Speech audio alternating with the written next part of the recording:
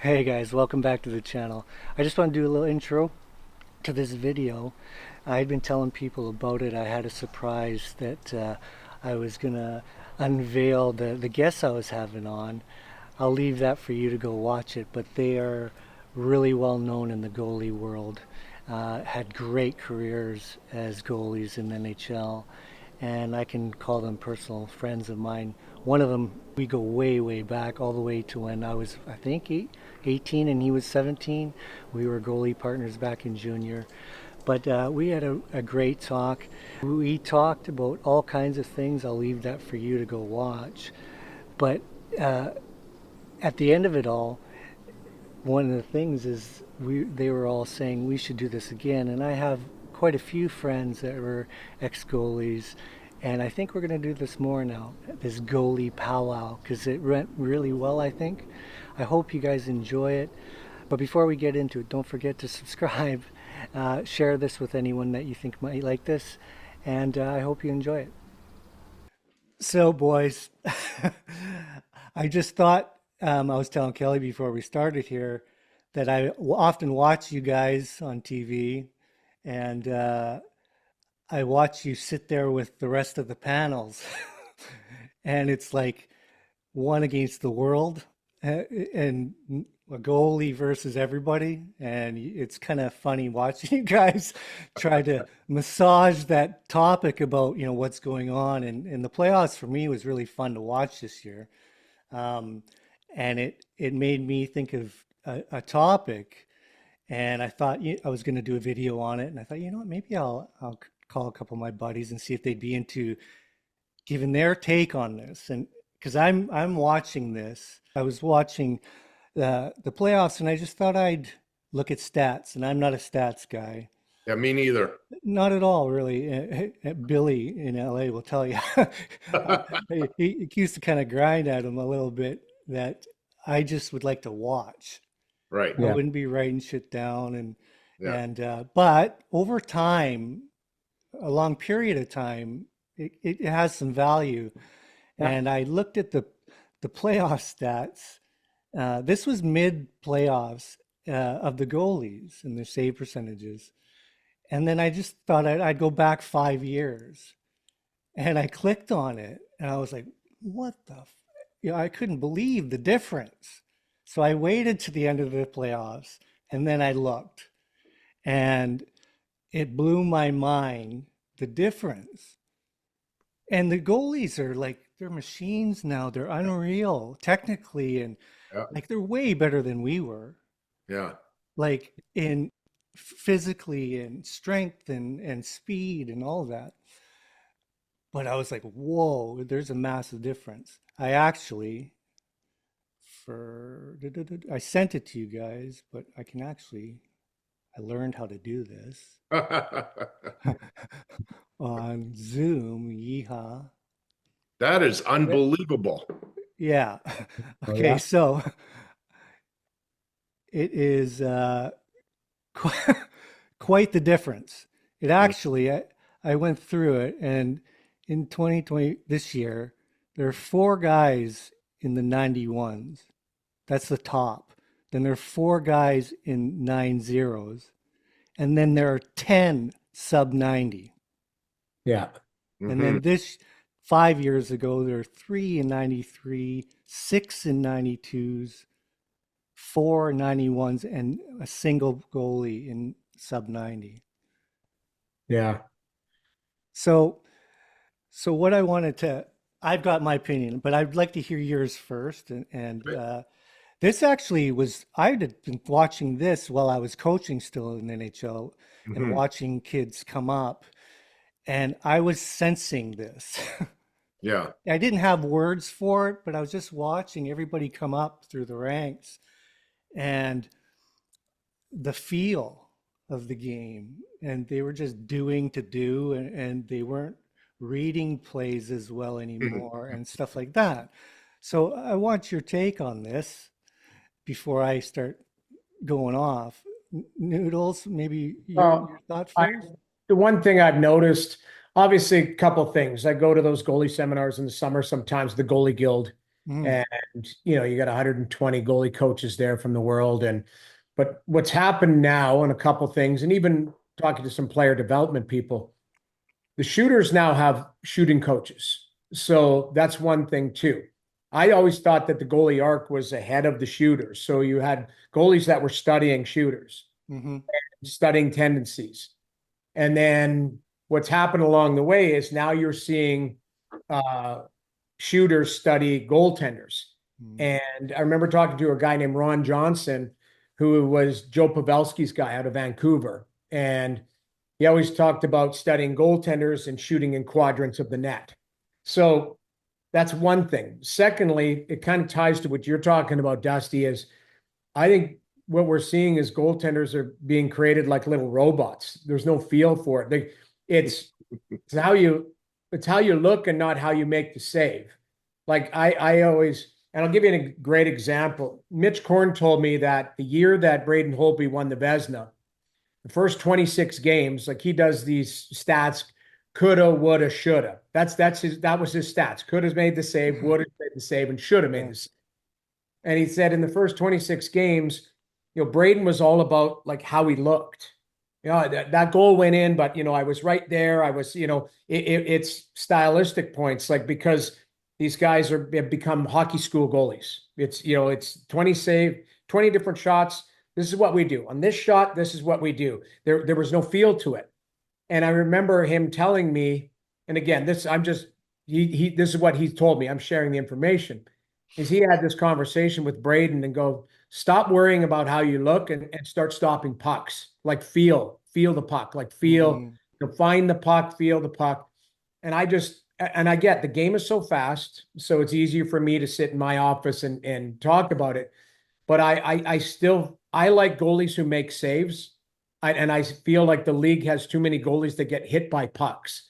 And, that's playing the percentages, right? If this happens, this is what you're supposed to do. You're supposed to, overlap. You're going to hinge here. You're going to slide over. You're going to do all of these things.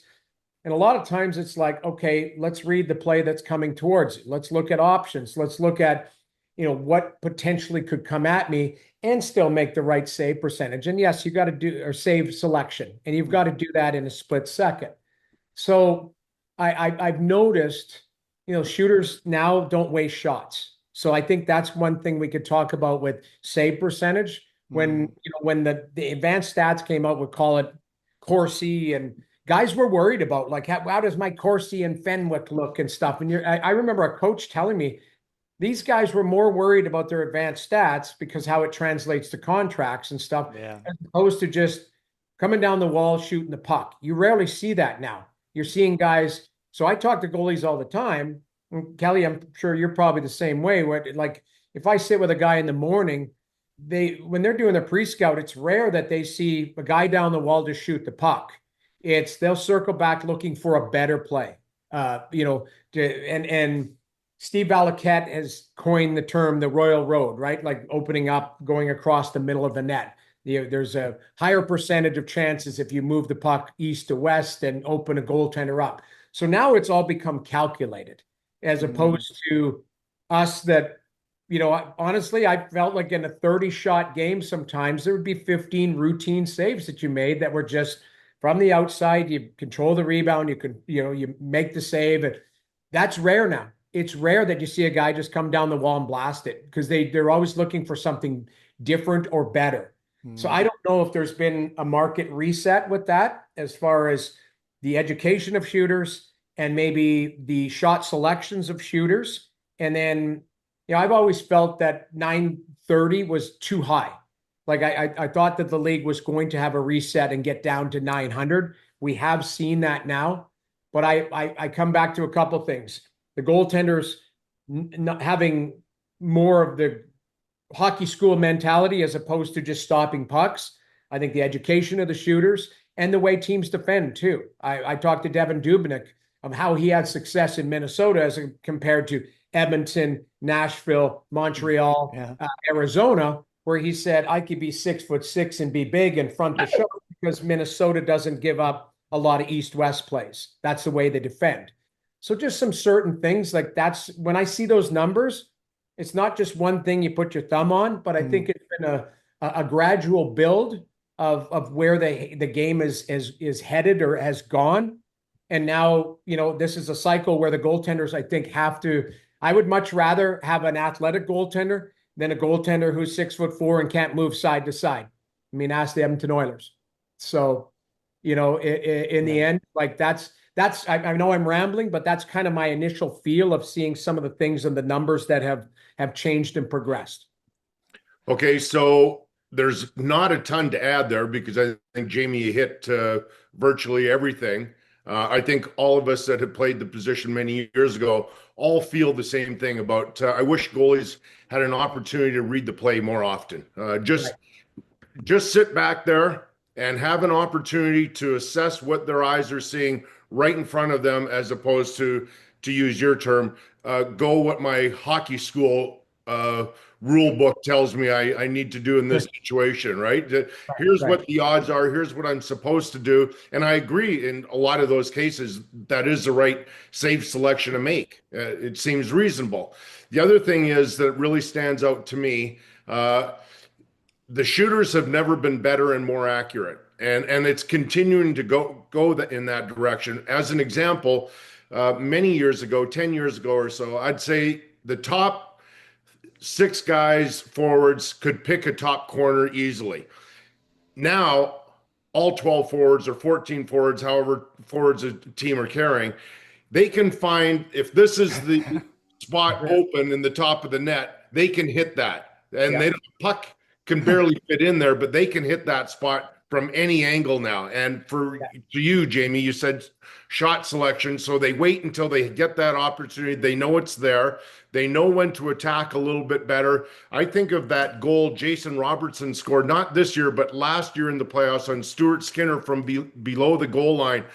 Skinner was caught just momentarily out of position, but Robertson knew from below the goal line, here's an opportunity. I can bank it in off his skate and into the net. And so they're waiting for opportunities like that. As you mentioned, they study goaltending, so they know what to do. Another thing that I don't think that we talk enough about, the goaltenders see fewer of the shots now because of how teams defend. So many shot blocks, right? So how many goals go on or in, and they're not hard. They're from the point, perhaps, and maybe they're redirected along the way. But it's not even a hard shot. But you can see the goaltender, he's got 3 or 4 layers of shot blocking in front of him. So how could you have a high save percentage when you don't even see the shot? So it's a lot different the way that teams defend. I've talked to, and I'm sure you two have done the same thing. I've talked to NHL goaltenders, and I'll say to them, would you prefer that they boxed out or gave you a chance to see? He goes, I know, but my coach wants them to block every shot. Like, there was a shot, I can't remember what game I was covering this year in the playoffs. It looked like the shot was 40 kilometers an hour, but it went in because the team was trying to, they're so excited to block shots that goaltender didn't have a chance. I'm thinking, just move out of the way. That guy, if he can't make that save, they'll get a new goaltender. So it's very complex. There's a lot of things here, Dusty, that we're touching on, but I think it's something that we're all seeing. And I wish there was more communication between the upper management and the coaches with the goalie coach to say, hey, what can we do to help your goalie make more saves? Because it looks to me like the shooters are ahead of that curve right now for sure. All unreal points, and I agree with both of you. One thing I really believe from my end of things is, and having that transition from being in a coach there, and then now watching this, and it kind of switch is, as we played, I've watched it go. It ebbs and flows, right? The evolution. Yeah, for sure. And goalies, I remember when the big goalie came in and started sealing down low, and players were like, what the fuck? And the save percentages just went like this. Yeah. And then it switched. And then goalies started getting it again. And we were really seeing that, 5 years ago, where the combination of a good goalie, big goalie, but a goalie that could move. And now they were really having a tough time. And now it's flipped. Yeah. But one thing I'm really curious to get your opinions on is how does it the flow flip again in evolution to go back to goalies, and I not just the goalies themselves have to start to figure. I believe as coaches, the younger coaches coming up, and this is I'm hoping people will, the coaches, the young coaches, the goalie school coaches, the Yep. minor hockey coaches, we got to take some accountability for this shit. Yeah, Because that's right. they're listening to us, and Yeah. it's I watch these TikToks and these reels of goalies coaches, and it sounds like absolute science to me, and it I can't even understand it, and it's like very technical and very this is what you need to do, and it's taken out, and but that's on us, I think, and that's one thing I think I was good at is I took whatever goalie, Helly, Soupy, didn't matter what style, I didn't care. Let's let you be you and let you express yourself and however you do it to stop the fucking black thing, you Yeah. know, and that's been taken away, I think, because I watch and I'll use the RVH as an example. Yeah. Great tool. Absolutely has created this huge problem amongst our goalie world. Yeah. It's I wish overused. I would have known about that. I wish I would have used that move because it looks so cool. It looks very effective, but It when it's is. used in the wrong time or wrong place. That's the problem, Kelly. I think of a goal I gave up in Buffalo one time where I was trying to go post to post standing up. Yeah. Guy just wrapped it 5-hole on me, and I'm Right. nowadays, you know, those goals aren't like those plays aren't, those are just routine for goalies in Oh, net, for especially sure. for poor goalie who is a butterfly. Yeah. But I just think you see a lot of moves. It's like anything. The Dusty, you just pointed out there's a pendulum. So it swings, right? Like anything in the world, like politics, you name it. Like there's just a pendulum of you're this and that, like it just all over. So I remember talking to Thomas Magnuson, the goalie coach and the head guy in Sweden. He's Lundqvist guy, and Yeah. and him talking about the RVH being overused. Guys were just doing it to be in it because they felt comfortable working out of it. Like basically it was you deferred to it, Mm-hmm. and then go, okay, how am I going to assess plays from here? Which is fine. I remember talking to Mike Bales. Mike Bales said when he worked with Marc-Andre Fleury, Marc-Andre Fleury picked up the RVH in 10 minutes and tried it in a game that night, which Wow. was insane. Like that's how talented this guy was Right. and how in tune with his body. But that's the biggest thing. Like I didn't have the flexibility to do this stuff. Like I wish that, my son's 7. He's a little goalie. I tease him. I'm like, you want to be good? You got to be flexible. Like that's the biggest thing. You've got to be able to like seal the ice and it's funny, but like I think like Thomas Magnuson said, these moves are overused. And then what happens is you put yourself in a bad spot because the RVH should be for this particular play, but now it's been advanced into 3 or 4 plays that people are using it for. And then a couple of years ago, it was like, okay, let's hold our edges. So a guy like Hellebuck now stands up on plays. So breakaway, I've seen him get scored on 5-hole where he doesn't even go down. He just stands there, playing the percentage of like, okay, guys are now shooting high because the goalies are now taking away the ice.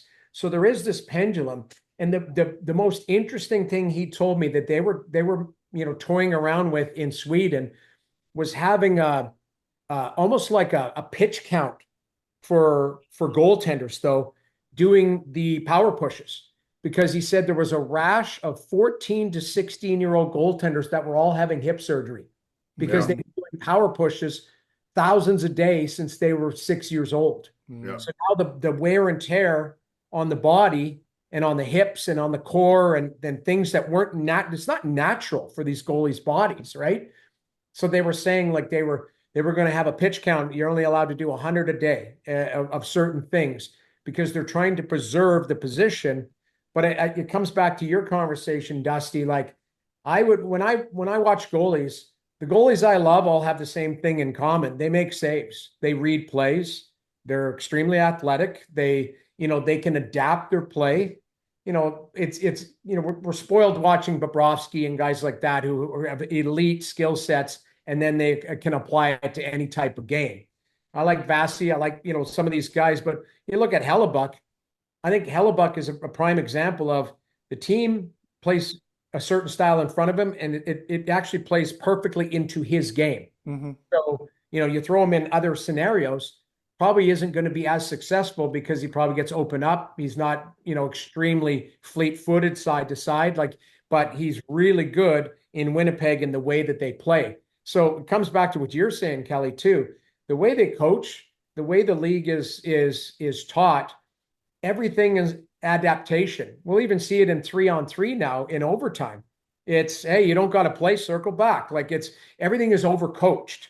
But I do believe that natural ability, the toolbox that guys have, there's guys that got incredible toolboxes, but they have no brain and they just got all the tools. And then I like seeing a guy who, I was blessed to play with Kiprusoff, who I think had an elite vision of reading plays. And he could tell you what was going to happen. After a goal would go in, he could tell you what happened and on the layers that got to him. And then you look at, that's why I feel like there's a lot of inconsistency with a lot of the goalies that we see in the league now, is they're all skilled. The bottom of the league is not, like the bottom of the league as far as talent has come up for goaltenders, but they're still the top. There's 8 to 10 of them that are up here, and everybody else is here. Where in our era, there was up here, there was a middle, and there was a bottom. I think the bottom is gone now because everybody can do these things. But from year to year, we see a fluctuation. Like my biggest question right now is, I like Logan Thompson, but would it be conceivable that he has an off year next year? You have a great year, you have an off year because people start to study you and look at your deficiencies, and they start to pick you apart. It's like, well, he had a lot to prove too, right? Right. So exactly. he was coming there angry with an attitude, which was a great thing. And I love him. Yeah. Right. Oh, 100%. But you're right. Does he come back with the same attitude? Because that was important for his play. I would agree with you too, Jamie, that back then there was the top, the middle, and the bottom, and there was a big difference. And I would say I totally agree with you. The bottom doesn't really exist because they can do all the same things on the ice, except, where I think it differs mentally. Yeah. That has been for 140 years, whenever this game has been played. The top guy can still read a play better. He can move beyond a bad goal, beyond a bad game. Whereas I still think the bottom tier, if you want to call them that, they really struggle with the mental attitude or mental part of the game like they did 100 years ago, because that can't be taught. That can't be taught in a classroom on a sheet of ice. You've got to go through it and you've got to figure it out. You can have a mental coach to help you with some of these things, but it's still up to you. And it's still, the thing has never changed. If you give up a lousy goal, it's still on you 30 seconds to make a big save somehow. And it's just whether you will it to happen or fight for it to happen. And that has never changed. The other thing I just want to add to what you were talking about, you guys, about things being situational, what I do like, what I'm seeing a little bit more, you mentioned about Hellebuck staying on his feet, maybe a little bit too long and not reading it and not going down on a 5-hole. But I'm seeing some goalie coaches, or I'm hearing them say they want their goalie to be brave enough to stay on their feet just a little bit longer. And the guy that I get a chance to watch quite a bit in Calgary, because I cover them, Dustin Wolf. And I know people are going to say, well, Kelly's smaller than most guys. But if you watch in a shootout, it's very rare that he leaves his feet. Like he reads the play, reads the situation really well, and understands for the size that he is, that he's got to just figure this out, just tell him what his eyes are seeing, and make a decision that way. I think it's so cool that we're starting to see this again from some of the goalies. I would argue, I think he's elite. Yeah. I really do. Yeah. I think, and the reason he's elite is because he is a 5-tool player. The only thing he's not is 6'5".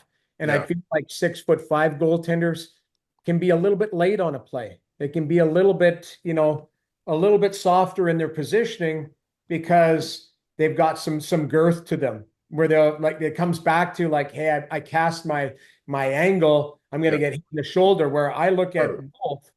Wolf and Saros, especially, they have to be perfect in their positioning because they don't have the actual physical girth.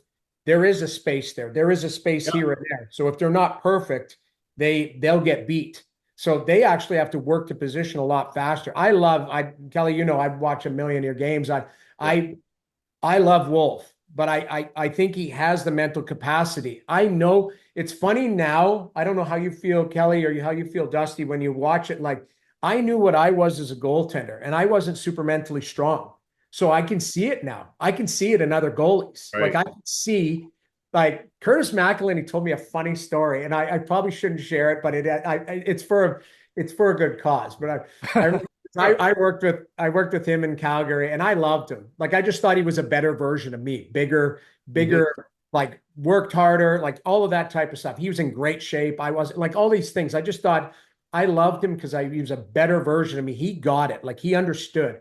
And he said, Jamie, there were times where I was terrified to play. He goes, I wish I'd get in a car accident on the way to the game. Oh, And I was like, what? Like, but I was like, man, I agree with you. Like there was once I played, I was fine. Getting to the game, I had this anxiety. I had this fear because it was like I knew I was, you know, in what we're talking of levels, I mm, was at the bottom working my way up. So I needed my best game because I felt like every day was my last day there. Like I was, luckily enough, I made it for many years. But wow. I can see it now in some goaltenders. I can actually see myself going, that guy has anxiety. That guy is, you know, is way better, you know, better prepared now as far as their skill set. But like you're talking about, Kelly, like the age old challenge for that position is here, Yeah, Mhm. it and is. having the mental resolve to call on it every night, Yeah. and to be able to play and to be able to park a bad play, a bad game, bad. I love Hellebuck. Hellebuck can give up 7, and he'll say in his media after, "It felt great. You're not going to believe it. I felt great." I'm like, "Are you crazy?" Like like, but I love it because I'm like, I never. Uh, uh, You know what I understand what he's we all after. know. I like, it's like a golfer. That's like, I was Yeah, told many years ago, that's why golfers never criticize their own game. It's always, I didn't like the greens. I couldn't figure out the yeah. speed of the greens, or That's it him. was That's him in a nutshell. right. It's always the course. There's something wrong with this course. My eyes don't like this, the Yeah, layout of this course. Well, Whereas I do think it would be kind of cathartic, maybe for Hellebuck sometimes to go, as great as he is, to sometimes go, yeah, that wasn't my best game. yeah, I've got a lot better in me than that, and I think it would be helpful for his team. Now, Dusty, I don't want him to be like your buddy Jack Campbell that was always criticizing himself, which I think yeah, was hurtful to well, his game. that was I was actually going to use because I've Mhm. coached them both. yeah, Yes. There's a healthy balance Yes. yes, in between the two, and I love them both, and they're Your both team, they're the both teammates are looking for the goaltender to take ownership too, right? yes, Not yeah 50 times a year, but 5 or 7. They yeah, like that. there's a yes, but it's and I use balance in my work, that Mhm. word, all the time. And I use my own career as an example. You know, I did some things unbelievable, like, and then I did some things horrendously. And if I could have just found a nice, healthy balance, Mhm. and it was Soupy. I got him to that place for a while, but there's some old things that Right. were really tough for him. And Yeah. then Helly's the total other end of the spectrum where I'd have him and he's so confident Right. and stubborn that he will portray this till he'll go to Right. the end of the earth feeling looking this way. And I Right. think there is value yeah, in showing your accountability, vulnerability, even as a Yeah. leader, but still inside totally confident. Yeah. And so that's why, you know, like a guy like the elites, like the Brodeurs and the Fleuries, they'll say, "Yeah, I was shit tonight," Yeah. but then yeah, they move on.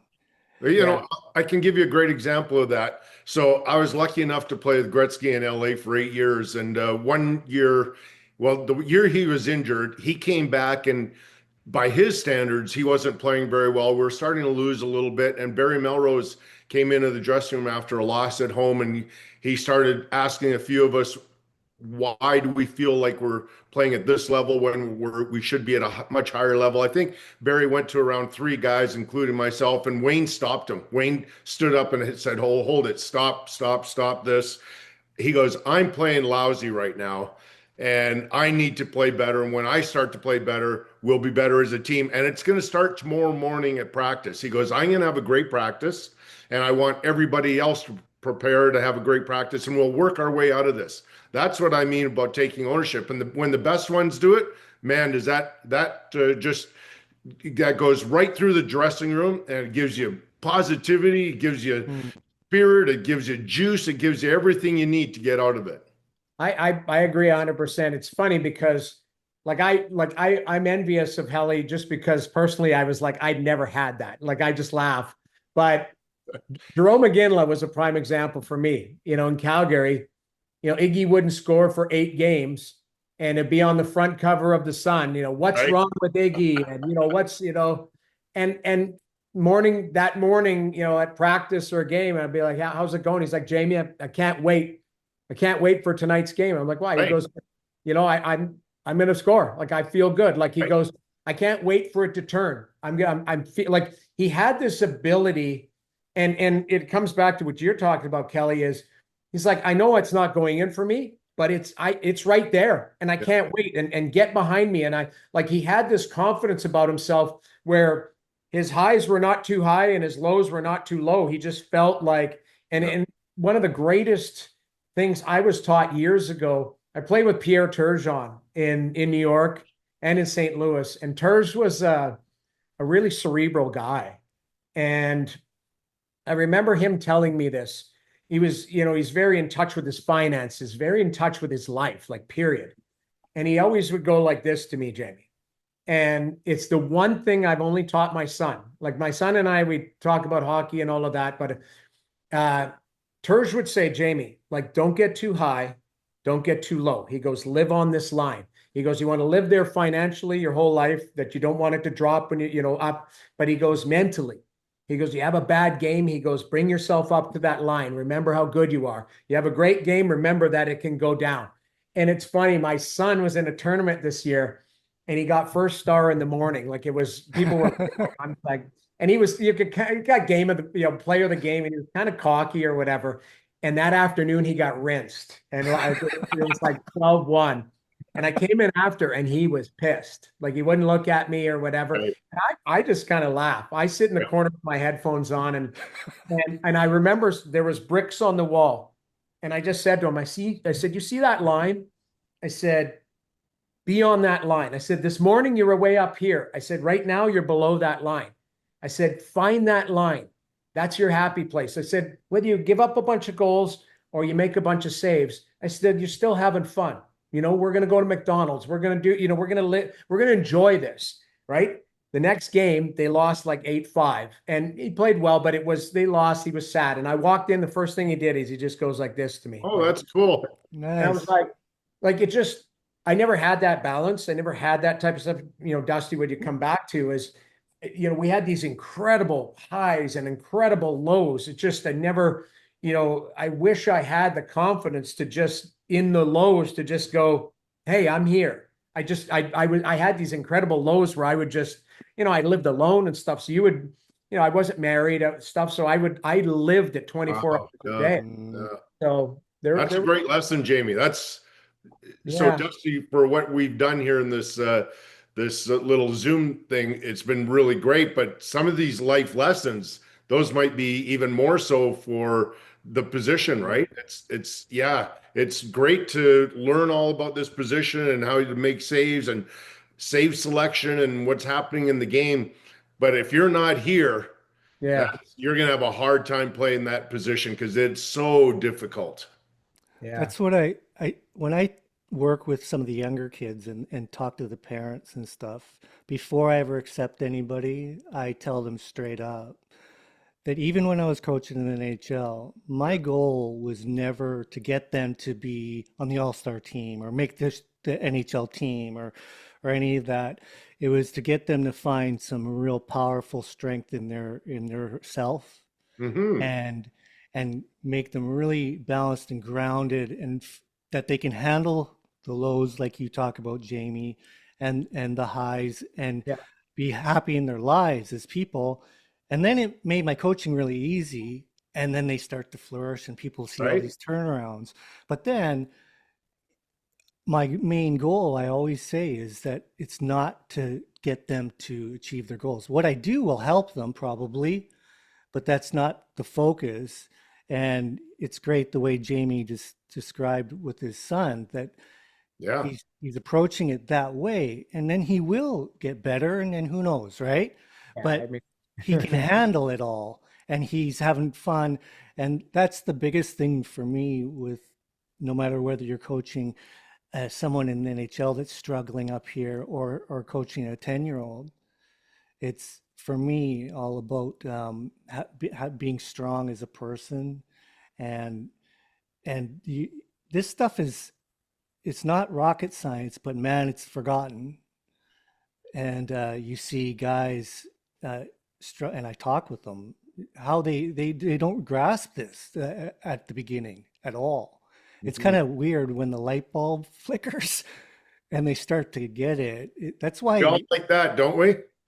yeah. some of those the transformations I had with some of those guys, and then they just came out of their shell or whatever, had nothing to do with what I was doing. I'm going to be honest, Yeah. nothing to do with what I was doing on the ice. It was the combination of having fun on Sure. the ice together, but it was all about up here. Yeah, definitely. I think it's a tool that's not worked on enough. That's really what it is. Like we can, that's where I come back to the term hockey school goalies. You got all these guys that know exactly how they want.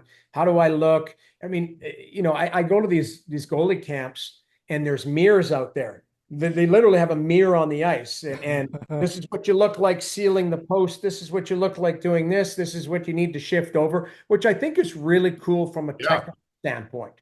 But getting to that, having the ability to block everything out, having the understanding, like that tool's not worked on enough. Hmm. And maybe in the right way where you have like, listen, I have tattoos everywhere now that I worked with a guy named Max Offenberger years ago that worked with Fierzy when Fierzy had his addiction problems and that. And I knew I was in 1999, I was going from President's Trophy winning team to I was going to be taking an expansion. So I was going to go from a first place team to a last place team. And I hired him that summer because I said, I'm going to have a real tough time losing every night. Yeah. And so it's funny because he's a hard ass. Like, I'd call him and he'd be like, I said, hey, rough game, whatever. And he'd be like, who doesn't care? And I'm like, and he goes, 5 million people in China. And I go, 5 million people in China. I'm like, all right, well, it still doesn't help me, And then you want perspective? He always used the word perspective. Go visit a kid dying of cancer that's 10 in a hospital. He goes, you're whining to me. He goes, do your parents love you? I'm like, yeah.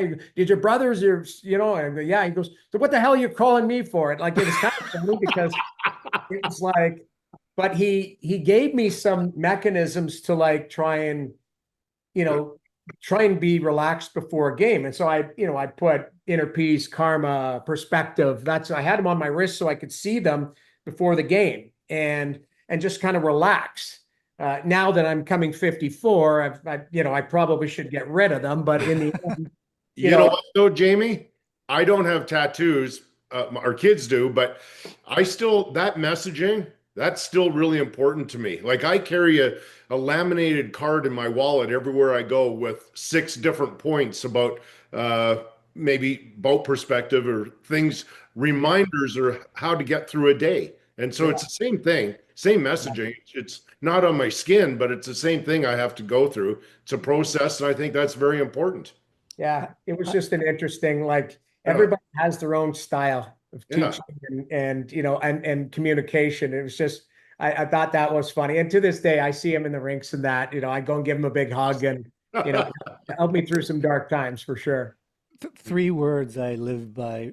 I tried personally Right. through my life as my latter part and in transitioning and changing my life around. I've translated this to all the people I work with, and the three words I try to live by Yep. are, Yep. Gratitude, grace, and I love it. yeah. That's awesome, Dusty. I think it's really important. Gratitude, the biggest one for me. Like you Mhm. talked about perspective, and gratitude fits in with that. Like, man, yeah, I'm in the minors, or yeah, I'm not where I want to be. But I remember when Boods came to me in LA and he's in the minors, and I said, we got to let this go and just enjoy where you're at. Love what you're doing, man. And Mhm. then if you can do that, then shit can turn around. Yeah. But often you lose that perspective. And I remember I did early in my from junior into my first bit of pro. It was like I was so driven, but I was like had this massive chip, and I wasn't enjoying what I was doing. Yeah. And once I figured that out, man, it just changed my Yeah. game. And then later on in life, it helped me in my life. So, I, Yeah.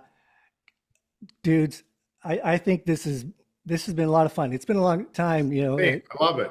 and I really appreciate you guys and watching you guys. It give You got to stand up for us, man. We try. it's Well, let's it's do this again then. yeah, Yeah. for sure, for Right? sure. Let's And, find a way to do this and maybe include other guys because well, different thoughts, right? I texted Weeksy. I thought it would be Uh, really neat. But yeah, we should do this, for and sure. especially if certain topics come up, like and Yeah. then guys could get away from your panel and vent. Yeah. Well, it's funny. I mean, in our line of work, we get 90 seconds to try and get your point across, and everybody else has got a different opinion, and Yeah. there are nights where you got to go, geez, like I'd like to see a save here. I'd like to see something else, but Yep. I always try and do when I do color, I'm sure you're the same way, Kelly. Like I try to do 3 plays leading up to the goal. We all see the goal go in and Yeah. go, Yeah. yeah, but what happened? This happened. Well, there's a play in the neutral zone that happens, and there's a defenseman that misses, and a forward comes back. And yes, yeah, the goalie misses the puck or whatever. Like to me, that's the biggest thing is trying to give everybody a pathway to understanding how that puck went in. Ultimately, yeah, people are like, just stop the puck. The goalie got to do something better. But, I look at it, I'm still a goalie hugger, but I'm also, I try to be a realist too. Yeah. And, I have no problem going in the room every day because the way I do my analysis, I've told Kelly this, he was one of my mentors as far as, the way that he conducts himself, his business in the media. It's opinion with respect. That's Yeah. the way I've always tried to do it. It's not personal. You just, hey, we are as athletes, we are our own worst and like critic. Mm. Goal goes in, we know exactly. That's why we're watching the Jumbotron. We're seeing how it went Yeah. on. Yeah. So for us to talk about it, Yeah. as long as it's not a personal attack, Yeah. I had to be hard on Stuart Skinner because there were things I just didn't like that he was doing that was counterproductive to some of the way that Edmonton was defending. But then, I would go, okay, well, let's take a look at that Reinhardt goal in the Stanley in Game 6. I mean, that's a grenade from Ekholm. That's Right. a Right. soft play by Bouchard. Ekholm doesn't defend it properly, and then Reinhardt gets in alone. But then I watched Skinner. He didn't move his feet once. He didn't actually adjust to the angle. There was nothing. So I'm going, okay, yeah, I can lay some at Stuart Skinner's feet, but he also got a little help from his two defenders, his two number one defenders that just made a poor play. And if you point that out, you see them the next day, they're not going to go, man, were you hard on me last night? They're like, yeah, I get it. Like these guys know how they screwed up. Game's so fast now. So Skinner's an interesting topic because he's a great example of what we're talking about in the evolution. He doesn't get to the NHL not being a good goalie, Right. Right. right? But if he wants to improve and take his game to the next level, he has to adapt. Yeah. And he needs to look at his game for what it is and try to adjust. And there's some things in his game, even uh, when he first came up, and because Soupy was there and I was watching his style of game, and I was like, the writing's on the wall.